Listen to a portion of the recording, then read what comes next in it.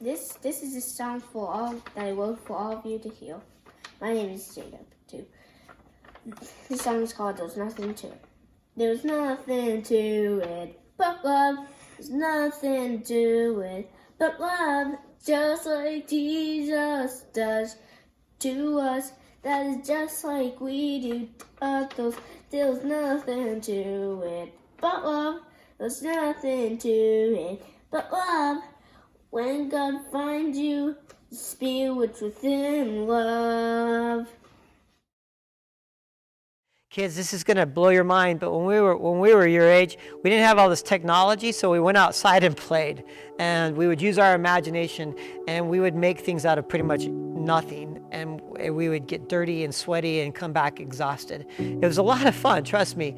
And superhero was one of my favorite things we did, because you could be something more than what you were. And we would get teams, and we'd have these epic battles, and there would be like pretend, the deaths and all of that, and it was just awesome. We'd get into these huge arguments of who was stronger, who was more powerful.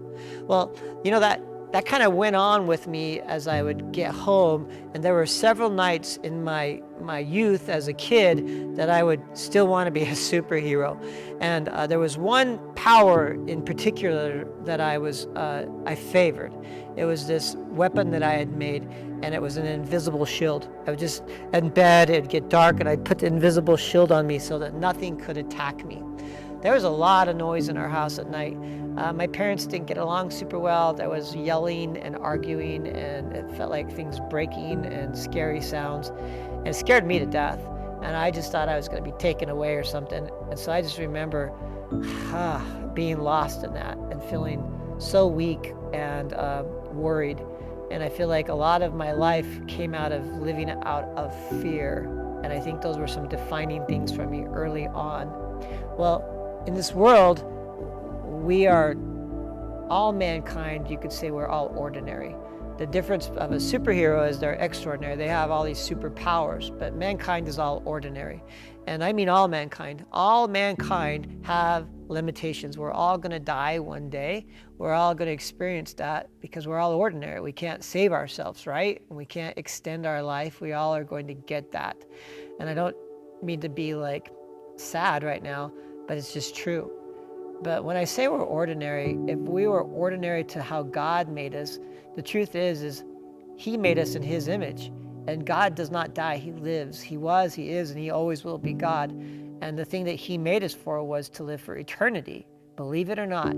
So how did we get to a place where we're all going to die? Well, we became less than ordinary. We were sinful, we turned away from God, and we've made choices against His will. But He had a plan and a purpose to restore us back to Him. As less than ordinary that we are, He did something to change that whole entire path that we were destined to be on. Our God is not ordinary, and He's not less than ordinary. Our God is extraordinary. He's found in the name of Jesus, and He became man. He came flesh and lived on this world, and He did everything that was not ordinary. He was crazy in love with His Father and with us. And He did things to show us, to demonstrate love for all mankind. And when you think about it, He was in all these places where He should have experienced a lot of fear. Like He was on a boat where, that's about to turn over and they're going to drown and everyone's freaking out and screaming, and He's asleep and He wakes up and just calms it. There's no fear. There's places where He was up against this legion, this army of demons, and He didn't show fear. He just dismissed it. Where He's up against all these people with authority that could put Him to death and threaten Him, and He didn't show fear there either. And even when His friends, the people He loved most, turned away from Him and left Him alone and left Him to die on the cross alone, He didn't show fear. He just loved. He just loved in such a way. It was so crazy. And he didn't take anything for Himself. He just gave, He just served, He just brought light in such dark places, didn't He? It's so amazing. And the thing is we were chosen by Him to follow in His footsteps, if you will, to carry our own cross and to do likewise. He asks us to go back to our purpose, that we were created with a purpose and to remind us of our purpose, to live with Him for eternity. But that purpose does come at a cost. It does come with obedience. It does come with us making decisions every day to follow, to listen to Him who is extraordinary. And I wrote this down, but this is how I put it. It means that humans, us, you and I, were created to be God's representatives here on earth to carry out His plan. We're to abide by the morals and the concepts of justice that God Himself abided by. Jesus doesn't just give us these rules. He lived out these rules that He has for all mankind. That's just who He is. It wasn't like a challenge for Him to try to get there. That's just who He is, and He asks us to live out from who He is. And so as a chosen child of God, I want you to remember something. According to the biblical justice that God sets forth, all humans are created equal. All humans are created in the image of God. And all humans deserve to be treated with fairness and with justice. So we all know, though, that since the beginning, early on in the Bible, we have behaved in a different way than what we were chosen and selected to do. Instead, even in the earliest parts of the Bible, we see humans rejecting God's principles of biblical justice and instead begin defining good and evil for themselves in a way that gives them an advantage over others. That's not justice, that's not equality, but it even happens today. Now, this is a part where I hope you're still listening and with me. I want to confess something to you. There have been times in my life where I did not think of others as well as I should have, where I thought of myself above them, where there have been times where I've been more concerned about my well-being than others' well-being. I would pay attention to what I needed versus their needs. There'd be people that could be hurting or struggling or crying out for help or asking to be heard, and I ignored them to make sure that I was safe and covered. I have left people to feel less than who they really are.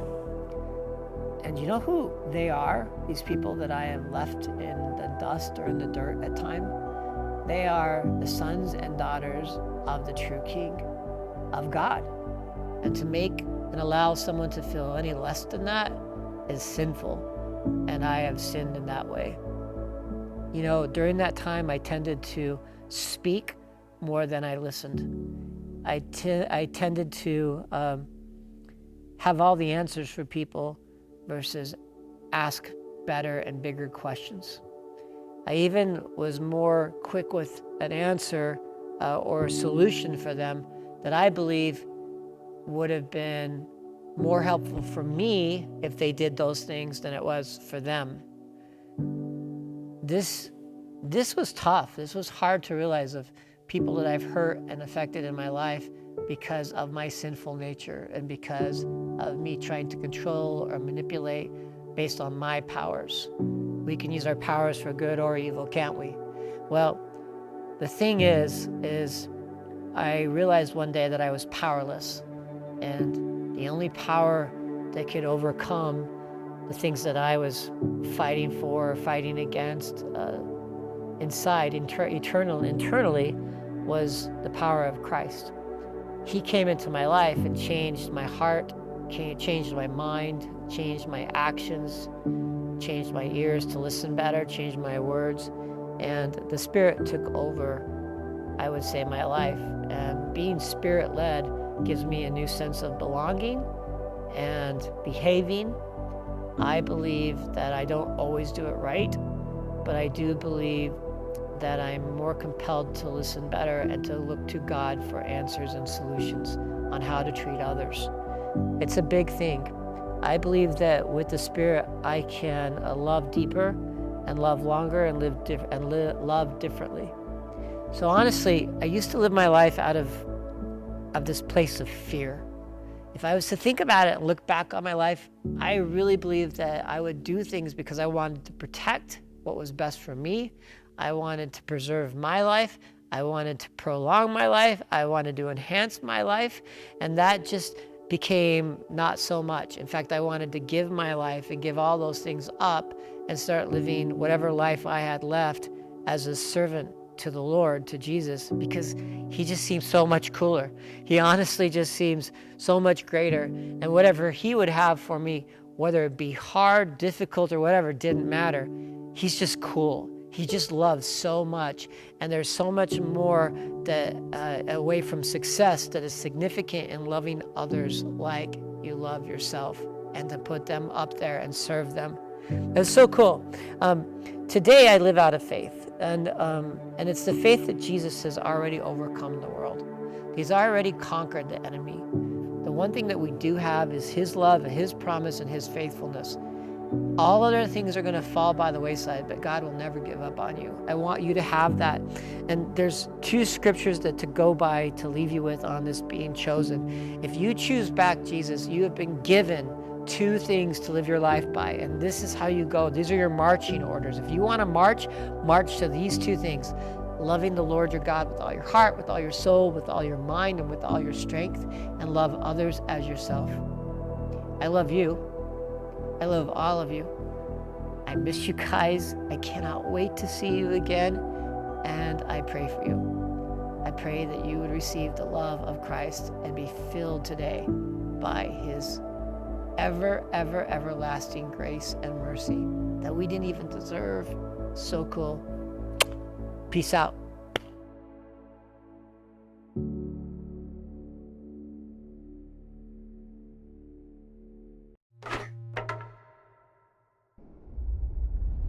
If you were a praying mantis, it would be socially acceptable to devour your mate. And if you're a honey badger, you have no regard for other animals. You don't care. If you're a panda with twins, it's normal to abandon one to take care of the other. But if humans do any of these things, we would call it wrong, unfair, or unjust. Yeah, why is that? Why do humans care so much about justice? Well, the Bible has a fascinating response to that question.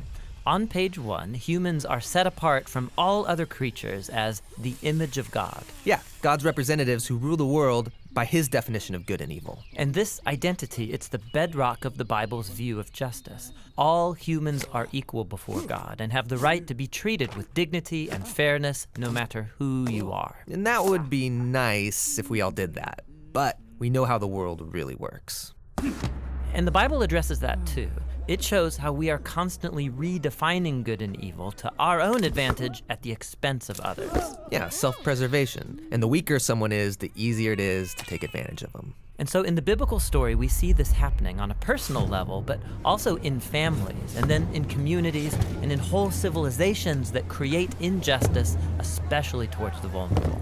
But the story doesn't end there. Out of this whole mess, God chose a man named Abraham to start a new kind of family. Specifically, Abraham was to teach his family to keep the way of the Lord by doing righteousness and justice. Yeah, doing righteousness, that's a Bible word I don't really use, but what comes to mind is being a good person. But what does that even mean, being good? The biblical Hebrew word for righteousness is tzedakah, and it's more specific. It's an ethical standard that refers to right relationships between people. It's about treating others as the image of God, With the God-given dignity they deserve. And this word justice, it's the Hebrew word mishpat. It can refer to retributive justice. Like if I steal something, I pay the consequences. Exactly. Yet most often in the Bible, mishpat refers to restorative justice. It means going a step further, actually seeking out vulnerable people who are being taken advantage of and helping them. Yeah, some people call this charity. But mishpat involves way more. It means taking steps to advocate for the vulnerable and changing social structures to prevent injustice. So justice and righteousness are about a radical, selfless way of life. Yeah, and you find this idea all over the Bible. Like here, in the book of Proverbs. What does it mean to bring about just righteousness? Open your mouth for those who can't speak for themselves. And what do these words mean for the prophets, like Jeremiah? Rescue the disadvantaged, and don't tolerate oppression or violence against the immigrant, the orphan, and the widow. And like here, look in the book of Psalms. The Lord God upholds justice for the oppressed, gives food to the hungry, and sets the prisoner free. But he thwarts the way of the wicked. Whoa, he thwarts the wicked?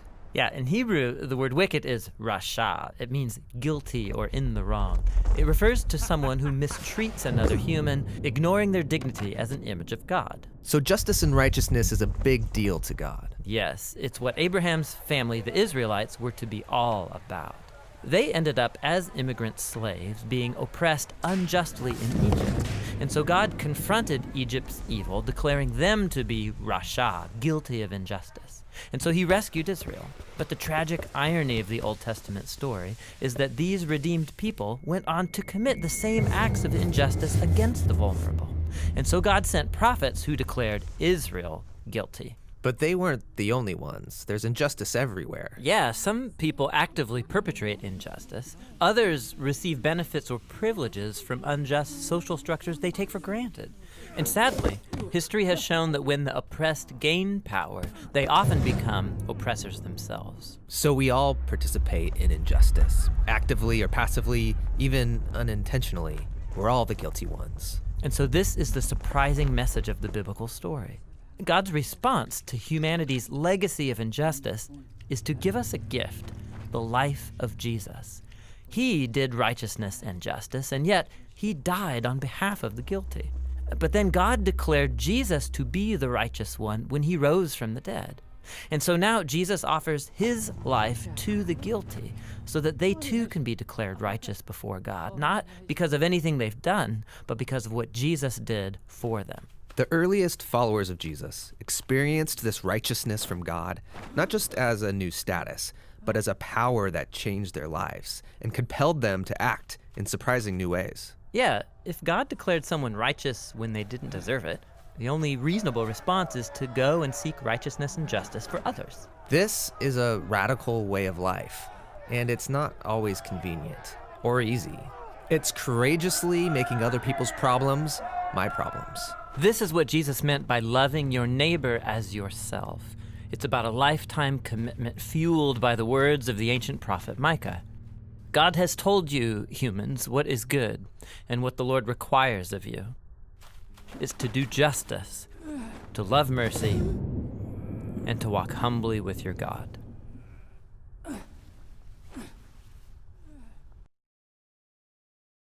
Hey, this is John and Tim from the Bible Project. Thanks for watching this video. This was a theme video where we take one biblical motif and trace it from beginning to end.